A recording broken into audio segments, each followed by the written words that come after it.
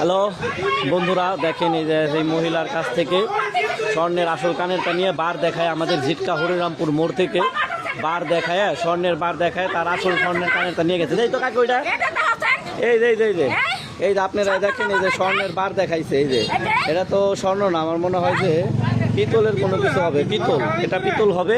এই যে মহিলার কাছ থেকে কি হয়েছিল কাকি, কি কইছে আপনার প্রথমে কইছে কি এটা স্বর্ণ কয়া আপনার কানের জোর করে নিয়ে গেছে। কে কয়জন লোক আছিল, কয়জন লোক আছিল? একটা সেরি আর একটা সেরা ছিল। আরে এখন তো আমরা তো দেখিনি, এইদিকে কি চলে গেছে গাড়িতে? তাহলে আপনি একটা সিএনজি নিয়ে গেলে ধরতে পারবেন না? হ্যাঁ আমরা চিনি না তো, আপনি চিনেন না? ওই মহিলারে দেখলে তো আপনি চিনবেন না?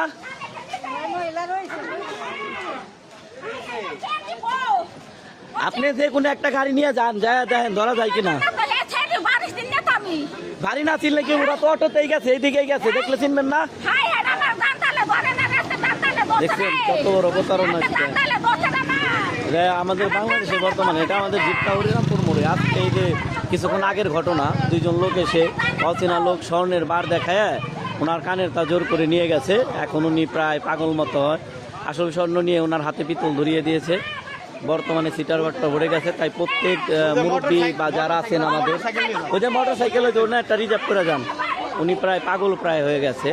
আজকে এই ঘটনাটা আমাদের হরিরামপুর মোড়েই ঘটেছে কিছুক্ষণ আগে। তো আপনারা সবাই বেশি বেশি শেয়ার করবেন, এ ধরনের কাজ যেন কেউ আর কোনো দিন না করে। এই জন্য একবারে প্রায় পাগল প্রায় হয়ে গেছে। দেখেন কোন থেকে কোনে যাইতেছে,